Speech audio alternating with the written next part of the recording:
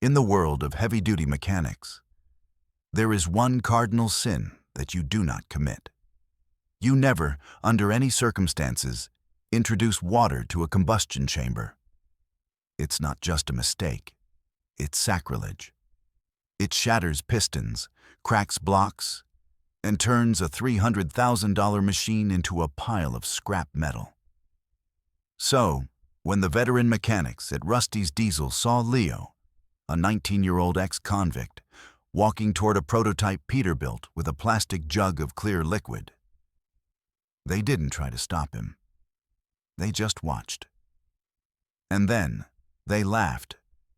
They stood there with their arms crossed, smirked, and waited for the catastrophe.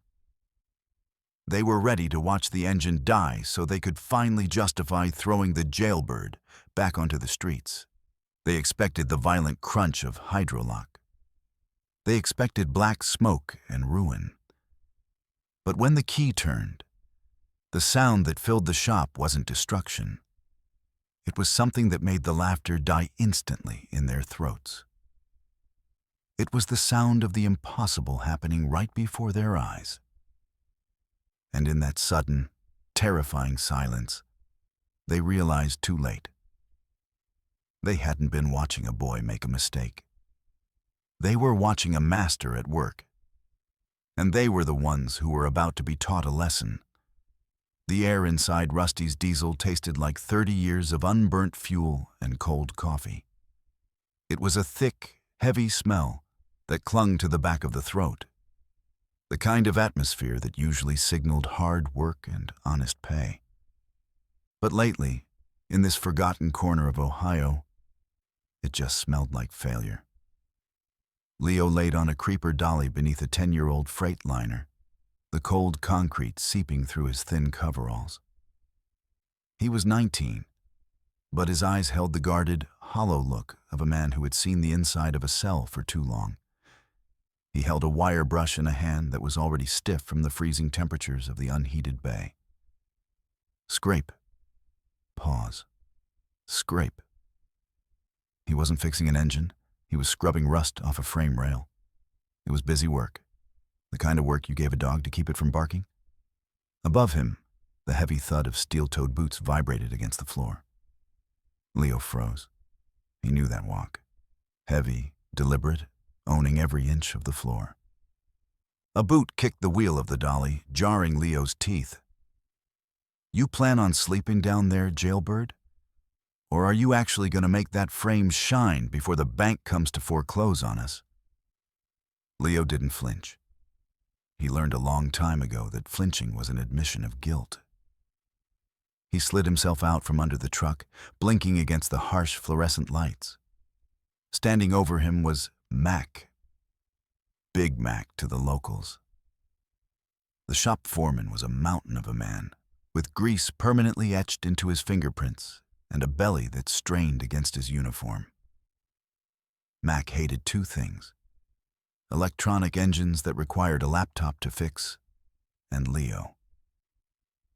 "I'm almost done, Mac," Leo said, his voice low and steady. He kept his eyes on the older man's boots. Eye contact was interpreted as aggression in the place Leo had just come from. Mac sneered, wiping his hands on a rag that was blacker than the floor. "Almost doesn't pay the bills, kid. You're lucky Sarah has a soft spot for strays. If it were up to me, you'd be back on the street where you belong. We deal with high-torque machinery here, not petty thieves." Leo tightened his grip on the wire brush until his knuckles turned white. But he said nothing. He couldn't. This job, paying minimum wage to inhale brake dust and diesel fumes, was the only thing standing between him and a parole violation. Max spat on the floor, missing Leo's boot by an inch, then turned and lumbered toward the office, muttering about incompetence and the good old days. Leo watched him go, letting out a breath he didn't realize he'd been holding. He stood up, his joints popping, and looked toward the glass-walled office at the front of the bay. Inside, Sarah sat at a desk buried under mountains of paper. She was 26. inheriting this shop 3 months ago when her father, Rusty, had a heart attack right there in bay number 2. She looked exhausted. Her head was in her hands, her fingers tangled in her hair as she stared at a red-lettered envelope.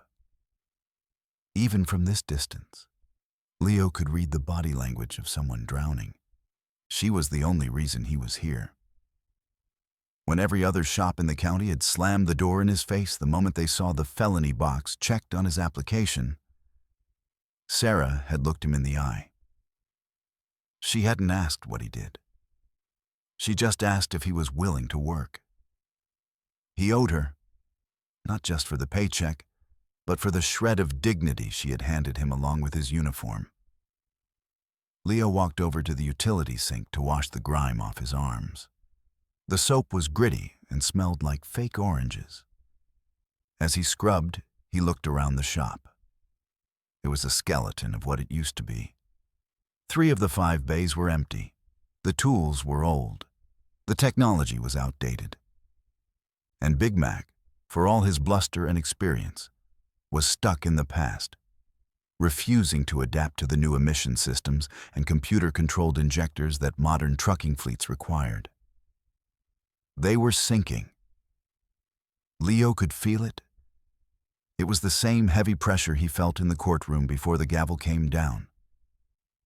The phone in the office rang. Leo watched Sarah pick it up. He saw her spine stiffen. He saw her hand tremble as she reached for a pen. Her expression shifted from exhaustion to something sharper. Panic mixed with a desperate kind of hope. She hung up and walked out into the bay. She looked small standing next to the towering semi-trucks, but she walked with a forced determination that made Leo's chest ache for her. "Mac, Leo, gather round," she called out, her voice echoing off the corrugated metal walls. Mac ambled over, looking bored. Leo stepped forward, drying his hands on his pants. That was Mr. Henderson from Oak Haven Logistics. Sarah said, her voice wavering slightly before she cleared her throat to steady it. "He's bringing in the beast." Mac let out a low whistle. "The Peterbilt 579? The prototype?" "The very one," Sarah said. "It's overheating, losing power, and blowing black smoke. Nobody can figure it out. The dealership wants to swap the whole engine, which will take weeks. Henderson can't wait. He has a contract pending on that truck being operational by Monday." "That's a $300,000 rig," Mac said, crossing his massive arms. "Why bring it to a graveyard like this?" "Because my father fixed Henderson's first truck 30 years ago," Sarah said, her eyes flashing. "And because he gave me his word. If we can fix this truck in 24 hours, he signs the fleet maintenance contract with us. 50 trucks, Mac. It saves the shop. It saves everything." Mac puffed out his chest, a grin spreading across his face. "Well then, don't worry, darling. If it runs on diesel, I can fix it. I'll tear that engine down and build it back up blindfolded." "He's bringing it in an hour," Sarah said, looking at Leo. "Leo, I need the main base spotless. I don't want a speck of dust when that truck rolls in. Can you do that?" "Yes, ma'am," Leo said. "Good." She looked at them both, her eyes glossy with unshed tears. "Please, everything rides on this." As Sarah went back to the office, Mac leaned in close to Leo, his breath smelling of stale tobacco. "You heard the lady," Mac growled. "Grab a broom, convict. Leave the real work to the men." Leo watched Mac walk away to organize his tools. He felt a familiar burning sensation in his gut, the urge to fight back, to shout that he knew engines too, that his grandfather had taught him chemistry and combustion before he ever learned to hotwire a car. But he swallowed the anger. He grabbed the broom. He would sweep the floor. He would make it perfect. But his eyes drifted to the empty bay where the massive truck would soon sit. He had a feeling, a dark, sinking feeling. That brute force and arrogance weren't going to fix what was coming. Leo knew broken things. And he knew that sometimes the problem wasn't the machine. It was the poison you fed it. The beast arrived with a sound that was more of a death rattle than a roar. It was a magnificent machine. A sleek, charcoal-gray Peterbilt with chrome stacks that should have been gleaming under the midday sun. Instead, it limped into the bay, shuddering violently, spewing a cloud of thick, acrid black smoke that instantly coated the freshly swept floor Leo had spent the last hour perfecting. Mr. Henderson climbed down from the cab. He was a man who wore success like a tailored suit, but today his face was flushed with frustration. He didn't even look at the truck. He looked straight at Sarah. 24 hours, Sarah, Henderson said, checking his watch. I'm losing $4,000 an hour while this rig sits still. If you can't handle it, tell me now, and I'll pay the tow bill to the dealer. We can handle it, Sarah said, her voice stronger than she looked. She gestured to Mac. My lead mechanic has 30 years of experience. If anyone can fix it, it's Mac. Mac stepped forward, wiping his hands on a rag with theatrical slowness. He walked around the truck, kicking the tires, looking under the hood with a practiced squint. She's running rich, Mr. Henderson. Probably a bad injector or a clogged turbo. Nothing I haven't seen 1,000 times. Go grab a coffee. We'll have her purring by morning. Leo stood in the shadows near the tool crib, holding a mop bucket. The smell of the exhaust hung heavy in the air. It didn't smell right. It was sharp, chemical, almost stinging the eyes. It wasn't just unburnt diesel. It was something else. He watched the truck shudder as Mac killed the engine. The silence that followed was heavy. For the next 6 hours, the shop became a war zone of noise and cursing. Mac tore into the engine with the subtlety of a sledgehammer. He replaced the fuel injectors. He ripped out the turbocharger and bolted on a new one. He swapped the fuel filters, claiming the old ones were trash. With every part he replaced, the bill climbed higher, eating into the meager credit line Sarah had left. Leo worked silently in the background, cleaning up the oil spills Mac left behind, fetching tools, and being invisible. But his eyes never left the engine. He watched Mac's frustration grow. He saw the sweat dripping from the big man's nose, saw the veins bulging in his neck as bolts refused to turn. Come on, you piece of junk, Mac roared, throwing a wrench across the shop. It clattered loudly against the metal wall, making Sarah jump in her office. By 8 p.m., the easy fix had turned into a nightmare. Mac fired the engine up again. The result was the same. A coughing sputter, a violent shake that rattled the tools on the workbench, and then clouds of black smoke billowing out, choking the air. The temperature gauge on the dash spiked into the red within seconds. It's the computer! Mac shouted over the noise, slamming his hand on the fender. It's this damn emissions garbage. The sensors are lying to the ECM. We need to bypass the whole system. Sarah walked out of the office, her face pale. We can't bypass the emissions, Mac. That's illegal. And if Henderson finds out, you want the contract or not? Mac snapped, turning on her. This engine is confused. It thinks it's sick when it ain't. The only way to fix it is to trick it. Leo stepped forward. He hadn't meant to move, but his feet had carried him toward the truck before his brain could stop them. The smell was stronger now. He sniffed the air again. It wasn't the sensors. It's not the computer, Leo said. His voice was quiet, but in the sudden silence of the stalled engine, it carried. Max spun around, his eyes narrowing. What did you say, jailbird? Leo looked at the engine, then at Sarah. He saw the desperation in her eyes. "The smoke," Leo said, gesturing vaguely. "It smells acidic, and the vibration is rhythmic. It's not misfiring randomly, it's choking. It's carbon buildup. The combustion chamber is suffocating." Mac let out a bark of laughter that sounded like metal grinding on metal. "Carbon buildup?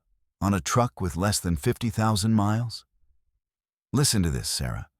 The kid who scrubs the toilet thinks he's a master technician." "I'm serious," Leo persisted, his heart hammering against his ribs. "If you keep throwing parts at it, you're just going to mask the symptom. You need to clean the burn." "And how do you propose we do that, genius?" Max stepped closer, looming over Leo. "You got a magic wand in your pocket?" Leo hesitated. "My grandfather. He was a chemist. He taught me about this. When an engine runs too hot on low-grade fuel for too long, the carbon turns to glass. It coats everything. You can't scrub it off. You have to dissolve it chemically during the combustion cycle. I know a formula."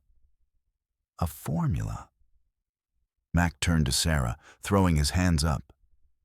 "We're losing the shop, and this convict wants to play wizard with a chemistry set. He's gonna blow the block, Sarah. Get him out of my face before I throw him out." Sarah looked at Leo. For a second, just a split second, Leo thought he saw a flicker of curiosity. But then she looked at the disassembled engine, the mounting pile of expensive parts, and the clock ticking on the wall. Fear won. "Leo," she said softly, "please, just go clean the break room.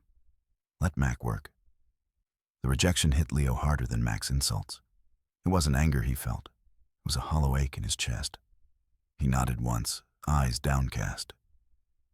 "Yes, ma'am." He turned and walked away, feeling Mac's victorious smirk burning into his back. "Don't worry, boss," Mac said loudly to Sarah. "I'll pull the head tomorrow. It's a cracked gasket. Has to be. I'll prove it." But Leo knew. As he walked into the dark, cold break room, the smell of the acidic smoke still clinging to his clothes. He knew Mac was wrong. Pulling the head would take 2 days. They had 12 hours. By morning, the shop would be dead. Unless someone did something reckless. Unless someone did something that looked a lot like a crime to save the only person who had given him a chance. Leo sat on a plastic chair in the dark, staring at his hands. They were stained with grease, shaking slightly. He thought of his grandfather's basement, the rows of glass jars, the smell of ozone and potential. "Fire purifies, Leo," the old man's voice whispered in his memory. "But sometimes, water is the fuel for the fire." Leo stood up. He wasn't going to let Sarah lose everything. Not while he had a secret that could burn the problem away. 3 in the morning is a dangerous time. It is the hour when the world is stripped of its defenses, when the silence is so loud it hums in your ears, and when bad decisions feel like the only options left. Leo sat in the cab of his rusted sedan, parked 3 blocks away from Rusty's diesel. On the passenger seat sat a translucent plastic jug. To anyone else, it looked like a gallon of water, maybe windshield washer fluid. The liquid inside was clear, catching the street lamp's flicker and holding it like a trapped star. He stared at it, his heart beating a frantic rhythm against his ribs. This was parole violation. This was breaking and entering. This was sabotage, if you looked at it through the eyes of the law. But Leo wasn't looking at it through the eyes of the law. He was looking at it through the memory of a basement in Cleveland, smelling of sulfur and peppermint, where his grandfather had held up a similar beaker and smiled. "The engine isn't dying, Leo," the old man had said, his voice raspy from years of inhaling chemical fumes. "It's just choking on its own waste. We don't force it. We just help it breathe." Leo grabbed the jug. The plastic crunched under his grip. He stepped out of the car, pulling his hoodie up against the biting wind. The walk to the shop felt like walking to the gallows, every shadow stretching out to grab his ankles. He slipped through the loose panel in the back fence, a security flaw he had noticed weeks ago but never mentioned, perhaps saving it for a moment just like this. The back door of the shop had a finicky lock. You had to lift the handle up, not down. Leo knew the building's bones better than the people who owned it. Inside, the shop was a cavern of sleeping giants. The trucks sat in their bays, massive and silent, their chrome grills gleaming dully in the moonlight, filtering through the skylights. The air was colder than outside, trapped and still. Leo moved toward the main bay. The beast sat there, hood open, looking like a dissected animal. Mac had left tools scattered everywhere, a testament to his rage and disorganization. The engine block was exposed, wires hanging loose like exposed nerves. Leo climbed up the side steps of the Peterbilt. The metal was freezing against his palms. He uncapped the fuel tank. The smell of diesel wafted up, heavy and oily. He held the jug over the opening. Doubt seized him. What if he was wrong? What if the mixture was too potent? What if he destroyed a $300,000 engine and sent Sarah into bankruptcy and himself back to a concrete cell? His hand trembled. The liquid sloshed inside the jug. Trust the chemistry, he thought. Trust the burn. He tilted the jug. The clear liquid poured out in a steady, silent stream. It vanished into the dark throat of the fuel tank, mixing with the gallons of diesel already there. It looked insane. It looked like suicide. He was pouring what looked like water into the heart of a high-performance machine. Glug, glug, glug. The sound was obscenely loud in the quiet shop. Leo emptied the last drop and shook the jug. Done. There was no going back now. The catalyst was in the system. He began to screw the fuel cap back on, his breath coming in short, white puffs of mist. Click. The sound was sharp, mechanical, and terrifying. It wasn't the click of a tool. It was the click of a heavy-duty light switch. Floodlights exploded from the ceiling, bathing the bay in a blinding, harsh white glare. Leo flinched, shielding his eyes, nearly slipping from the step of the truck. "I knew it," a voice boomed. It was a voice wrapped in gravel and satisfaction. Big Mac stood by the office door, a smartphone in his hand. The camera lens pointed directly at Leo. He wasn't wearing his uniform. He was in a flannel shirt and jeans, holding a cup of coffee that steamed in the cold air. He had been waiting. "I knew you were a rat," Mac shouted, crossing the floor with surprising speed for a man of his size. "I knew if I waited long enough, you'd show your true colors." Leo scrambled down from the truck, the empty jug still in his hand. "Mac, wait, I can explain." "Explain?" Mac snatched the jug from Leo's hand. He sniffed it, then turned it upside down, shaking the few remaining drops onto the concrete. "Water? You poured water in the tank?" "It's not water," Leo said, backing up until his spine hit the tool bench. "It's a hydrogen-oxygen catalyst. It cleans the—" "Shut up," Mac roared, his face turning a dangerous shade of purple. "You think I'm stupid? You think I was born yesterday? You sabotage the job so I look bad, is that it? You ruin the engine so Sarah has to fire me and maybe keep her little pet convict?" "I'm trying to save the shop," Leo shouted back, the desperation finally breaking through his restraint. "You can't fix it, Mac. You're throwing parts at a ghost. I fixed the fuel chemistry." Mac laughed. It was a cruel, ugly sound. "You fixed it. You just killed it, boy. You just hydro-locked the engine. Water doesn't compress. As soon as she cranks that over, the pistons are going to shatter." Mac grabbed Leo by the collar of his hoodie, slamming him back against the workbench. Tools clattered to the floor. And I got it all on video, every second of it. Leo didn't fight back. He looked into Mac's eyes and saw something worse than anger. He saw glee. Mac wasn't upset that the truck might be broken. He was thrilled that he finally had the ammunition to destroy Leo. "You're done," Mac hissed, his face inches from Leo's. "Police and parole officer, back to the cage. And Sarah, she's gonna watch you get cuffed." The heavy metal door at the front of the shop rattled. Someone was unlocking it. It was early, far too early for opening time, but the noise of their shouting must have carried, or perhaps the lights had signaled someone. The door swung open. Sarah stood there, breathless, her coat thrown hastily over her pajamas. Behind her, looking grim and impatient, was Mr. Henderson.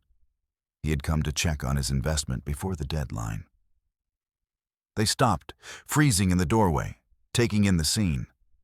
The overturned jug, the scattered tools, Mac holding Leo by the throat against the workbench. "What is going on here?"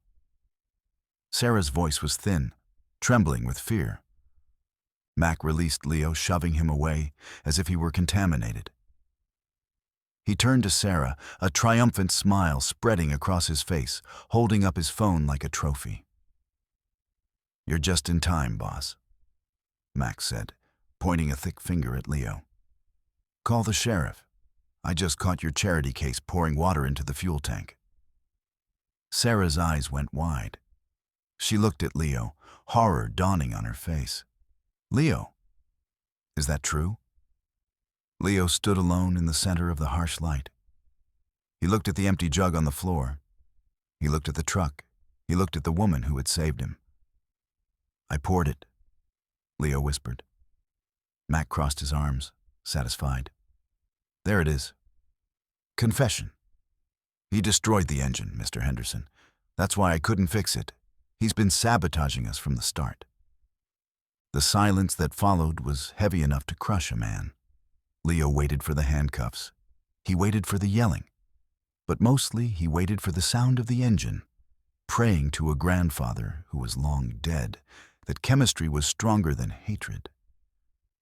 The silence that followed Leo's confession was heavier than the steel engine block sitting between them.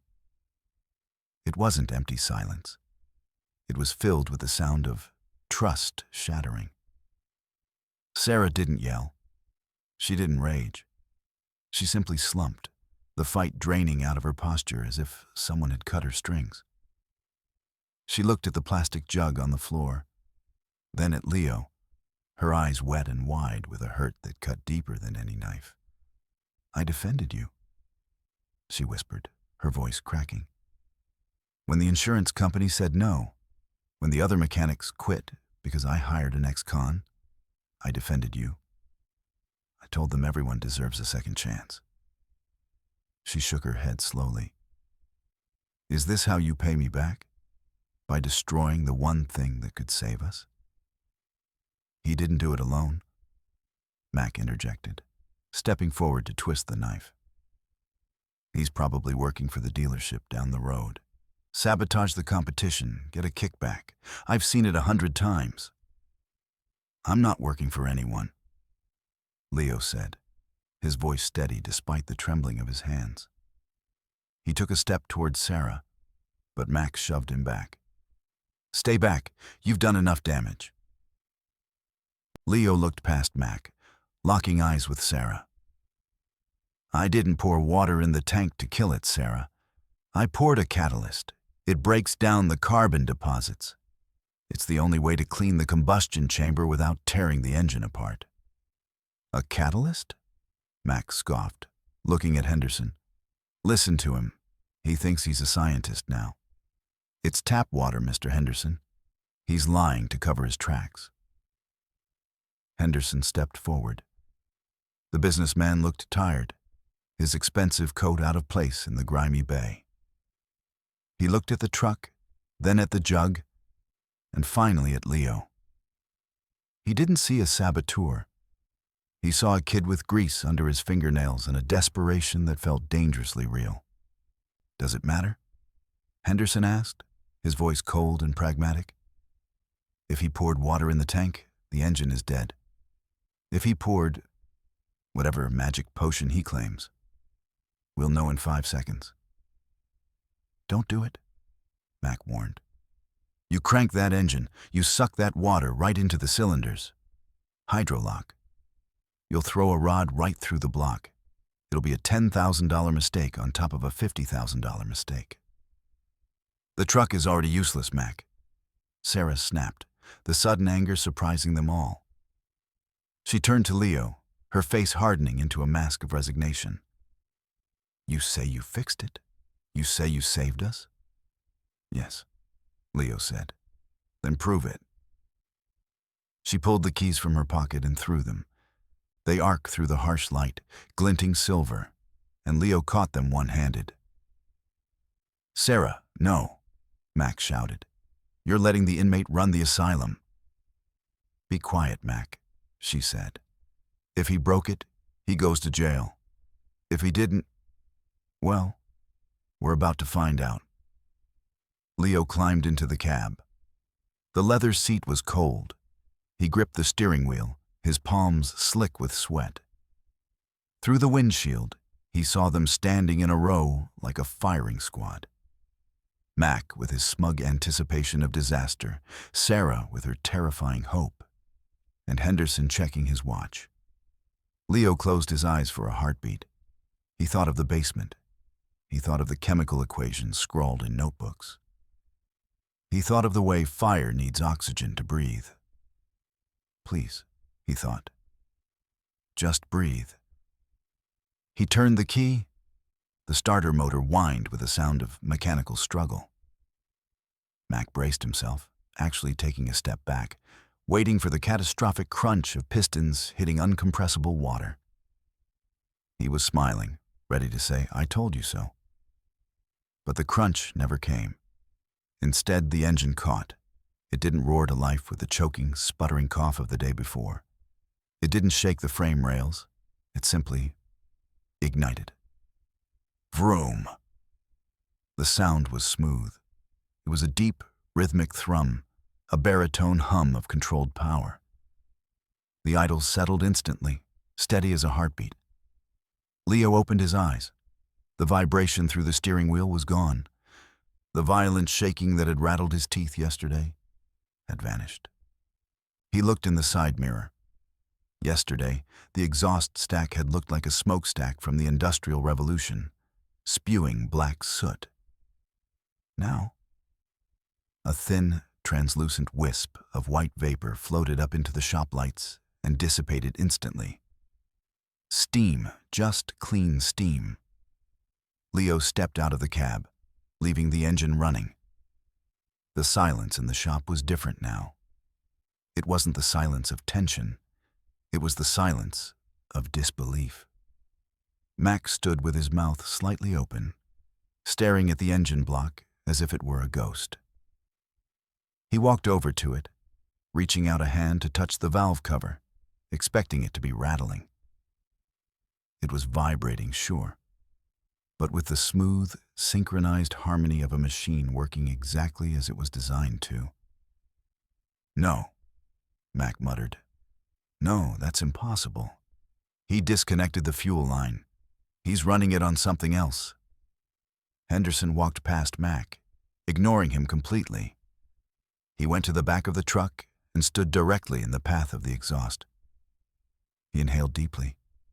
He frowned, then inhaled again. "It smells..." Henderson paused, searching for the word. "It smells like rain. It doesn't smell like diesel." He turned to Leo, who was standing by the driver's door, looking exhausted and small again. "What was in that jug, son?" Henderson asked. The edge was gone from his voice, replaced by a sharp curiosity. "It's a hydrogen-oxygen mixture suspended in a stabilizing agent," Leo said, his voice flat. The adrenaline was fading, leaving him feeling hollow. My grandfather developed it during the oil crisis in the 70s. It increases the combustion temperature just enough to burn off the carbon deposits instantly. It turns the soot into energy. Bull spit, Max shouted, finding his voice again. It's a trick. He swapped the ECU, or he bypassed the sensors. Check the computer, Mac, Leo said softly. Go ahead. Plug it in. Mac grabbed his diagnostic tablet, his fingers fumbling with the connector. He jammed it into the port under the dash, his eyes scanning the live data stream, desperate to find the error code, the fault, the lie. The screen glowed green. All systems normal. Injectors balanced. Turbo pressure optimal. Emissions 0.02% particulate matter. It wasn't just fixed. It was running cleaner than a factory new engine. Max stared at the screen, his face draining of color. The numbers didn't lie. The junk truck was now performing better than any rig in the fleet. Sarah walked up to the tablet, looking over Mac's shoulder. She read the screen. Then she looked at the truck, listening to the purr of the engine. Finally, she turned to Leo. The look on her face wasn't relief. It was shock. It was the look of someone realizing they had been living in the dark, and someone had just turned on the sun. You fixed it, she whispered, with a jug of water. It's not water, Leo repeated, the fatigue finally making his shoulders slump. I told you. It's chemistry. He walked over to the workbench, picked up the empty plastic jug Mac had thrown down, and looked at Sarah. I didn't want to get you in trouble, Leo said. I just didn't want the shop to close. I know you put your neck out for me. Max slammed the tablet down on the workbench. He got lucky. It's a fluke. You gonna trust this criminal over 30 years of experience? He probably damaged the long-term integrity of the seals. That engine is gonna blow in a week. Henderson stepped between Mac and Leo. The wealthy business owner looked at the big mechanic with eyes that were cold and hard as flint. Experience, Henderson said quietly, is knowing what to do. Arrogance is refusing to learn a better way. He turned to Sarah. Sarah, your father was a genius mechanic. He fixed things by listening to them. It seems... He gestured to Leo.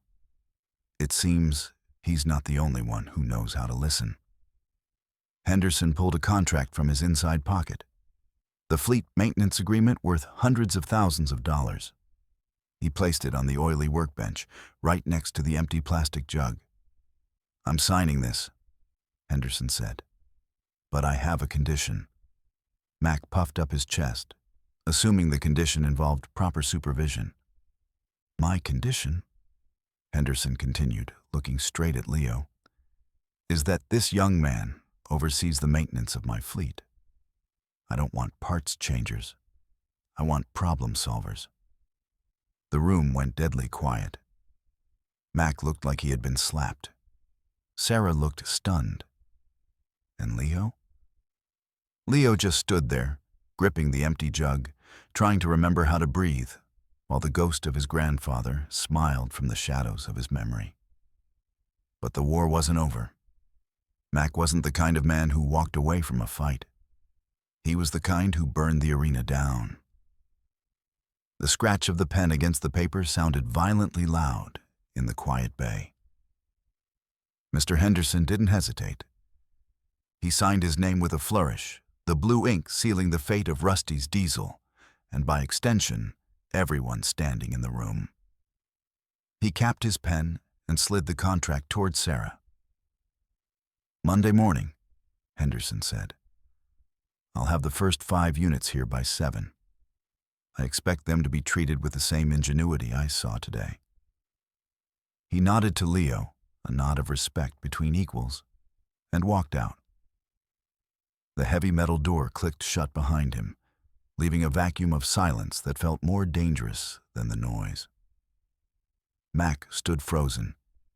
His face was a mottled map of red fury and white shock.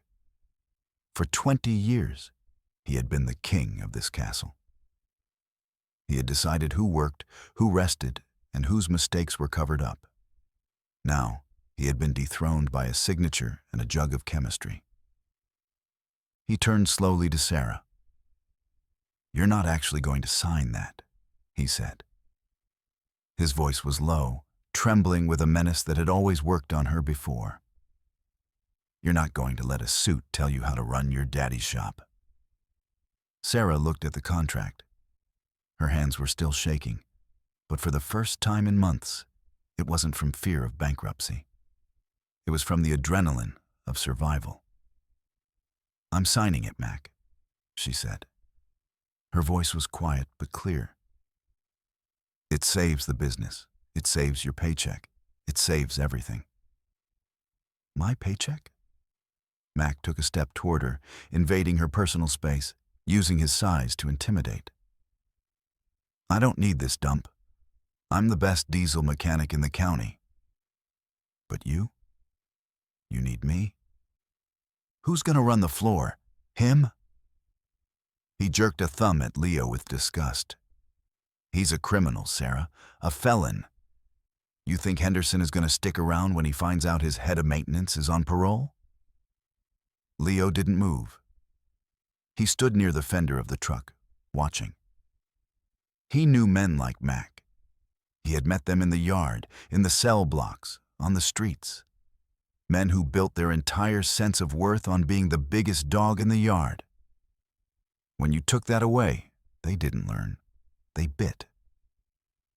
"He fixed the truck, Mac," Sarah said, holding her ground. She looked up at the foreman, searching for the man her father had trusted, but finding only a stranger consumed by ego. "You spent 12 hours and $2,000 in parts. He spent 10 minutes and $0. Those are the facts." "He tricked you," Mac roared, his voice echoing off the corrugated steel ceiling. "It's snake oil. It won't last. And when it blows up, don't come crying to me to fix his mess. In fact..." Mac ripped the embroidered patch with his name off his shirt. The Velcro tore with a harsh ripping sound. "I'm done. If he touches one of those trucks, I walk. And the boys walk with me. You choose, Sarah. Right now. 30 years of loyalty or the jailbird." It was the ultimate ultimatum. The nuclear option. Max smiled grimly, crossing his arms. He knew she couldn't run the shop alone. He knew she was weak. Sarah looked at Leo. She saw the grease on his face, the fear in his eyes that he tried to hide. But mostly, she saw the empty jug on the bench. She thought about her father, Rusty. He used to say that loyalty wasn't about time served. It was about showing up when it mattered. Mac had shown up for a paycheck. Leo had shown up to save her. She looked back at Mac. The fear in her chest began to cool, hardening into something solid. "You're right, Mac," Sarah said. Mac's smile widened. "Smart girl. Now, get him out of here and..." "You're right," she interrupted, her voice gaining steel. "I can't run the shop the way my father did. Because the world has changed. Engines have changed." She picked up the contract. "And you refuse to change with them." Mac's smile faltered. "I'm not choosing the jailbird," Sarah said, stepping forward, forcing Mac to take a step back. "I'm choosing the future. If you want to walk, Mac, then walk. But leave the tools. My father bought them." The air left the room. Mac blinked, processing the words. She had fired him. The little girl who used to bring him coffee had just cut him loose.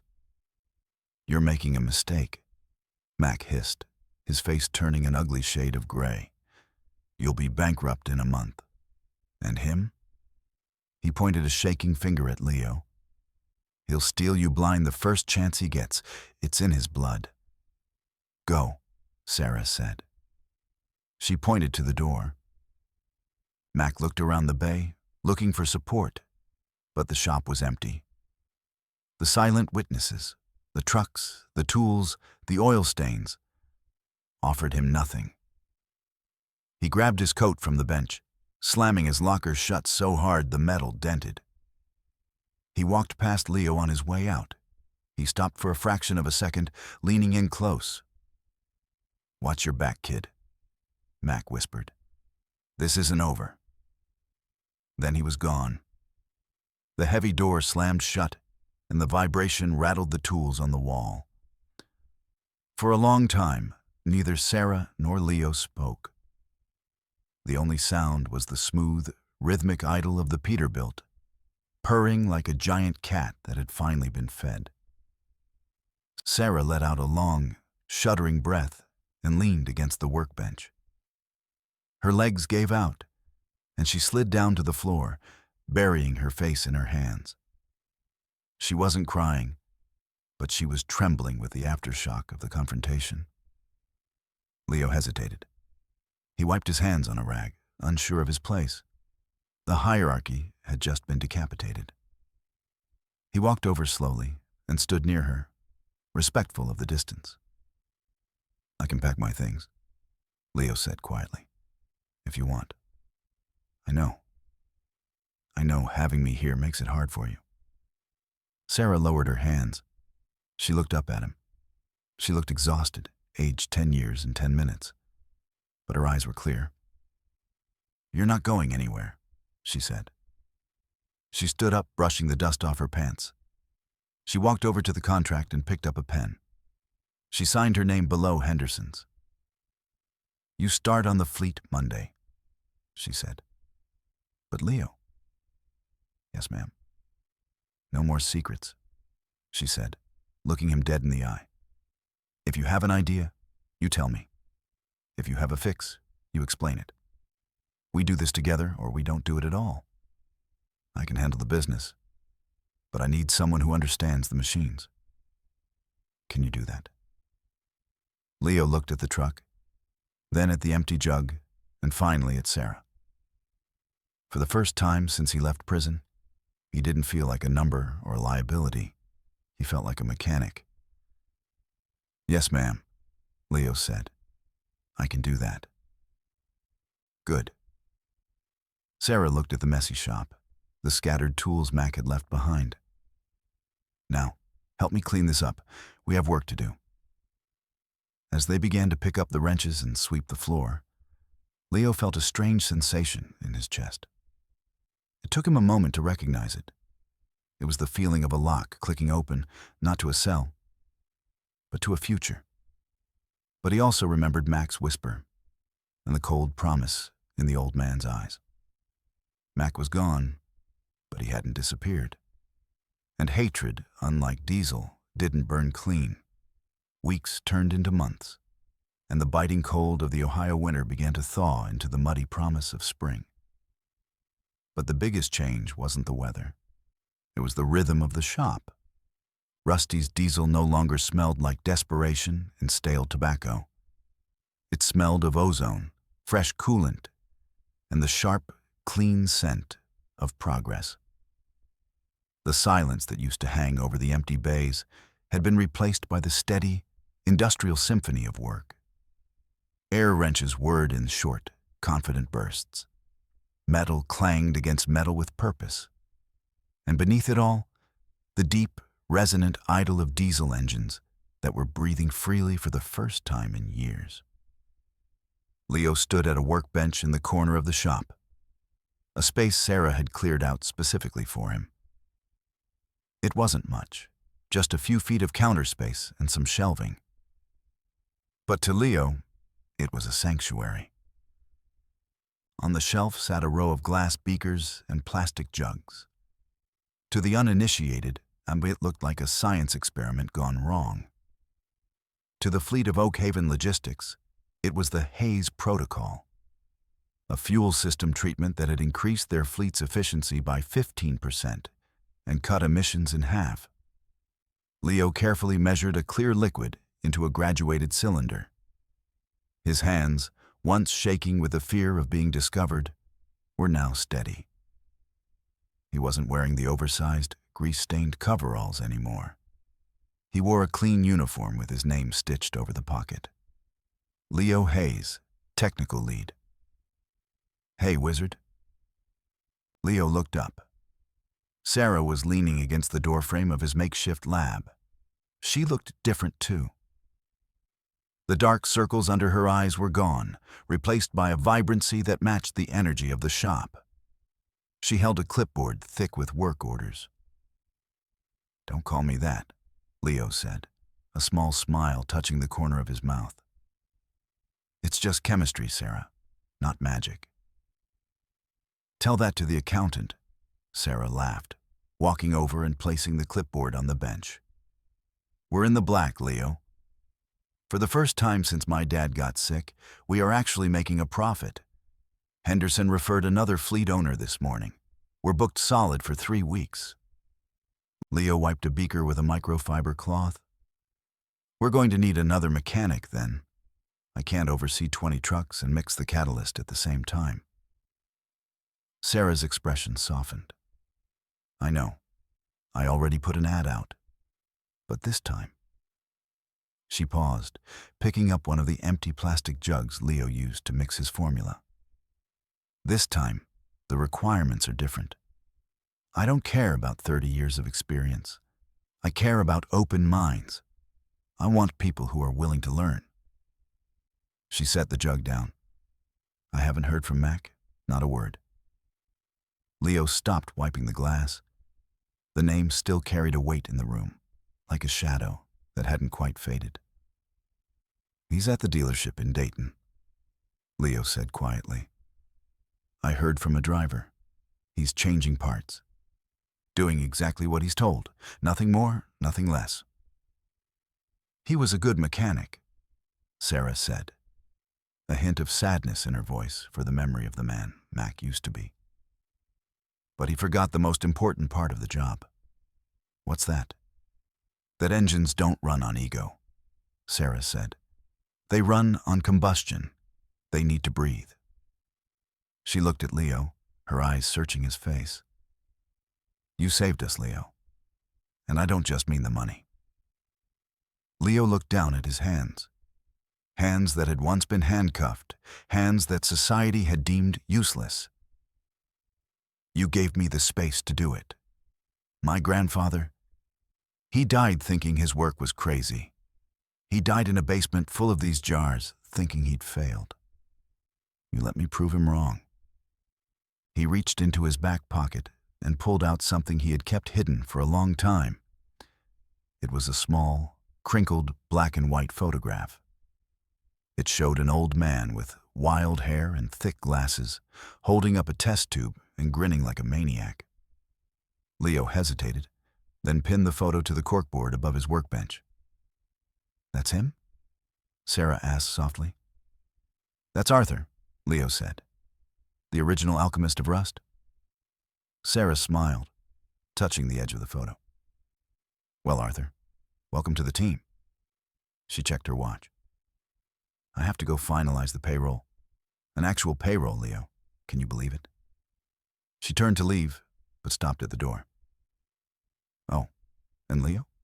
There's a kid in the lobby. Says he dropped out of high school, has a record for petty theft, but claims he knows how to weld. I was going to send him away." Leo looked up, his heart skipping a beat. He saw the reflection of his past self in Sarah's description. "Don't," Leo said. Sarah smiled, the expression knowing and warm. "I didn't. I told him to go talk to the technical lead. He's waiting for you by Bay 3. Sarah walked away, her boots clicking confidently on the concrete floor. Leo stood alone in his corner for a moment. He looked at the photograph of his grandfather. He looked at the row of clear liquid that everyone had laughed at, the water that had turned out to be fire. He picked up a clean rag and walked out of the lab, into the noise and life of the shop. By Bay 3, a skinny teenager in a hoodie was standing awkwardly, looking at the floor, terrified to touch anything. He looked like he was waiting to be yelled at. He looked like he was waiting to be told he was trash. Leo walked up to him. He didn't loom over him like Mac had. He didn't cross his arms. He extended a hand, stained with the honest work of a problem solver. "I'm Leo," he said. "I hear you know how to melt metal." The kid looked up, surprised by the lack of judgment in Leo's eyes. He took the hand, his grip tentative. Yeah, I'm okay at it." Leo smiled. It was the first time he had truly smiled, a full, unburdened smile, since he had walked into Rusty's diesel. "Okay is a start," Leo said. "Grab a helmet. Let me show you how we do things here." Outside, the sun finally broke through the gray Ohio clouds, casting a beam of light through the skylights. It hit the workbench in the corner, illuminating the clear liquid in the jar until it glowed. It didn't look like water anymore. It looked like potential. And the engine of the shop hummed on, fueled by second chances and the undeniable truth that sometimes the things we dismiss as worthless are the very things that make us run. You know, folks, Big Mac learned a hard lesson that day. You can't judge a mechanic by the grease on his hands, and you certainly can't judge a man by his past. Experience is valuable, sure, but a closed mind, that's just a broken engine waiting to happen. I'm curious, have you ever seen an expert get proven wrong by a rookie? Or maybe you've been the one who had to prove everyone else wrong? I'd love to read your stories down in the comments. It's always good to be reminded that wisdom doesn't have an age limit. If you enjoyed watching Justice Get Served today, go ahead and click that subscribe button. We've got plenty more stories coming up about underdogs, second chances, and the truth coming to light. Thanks for watching, and I'll see you in the next story.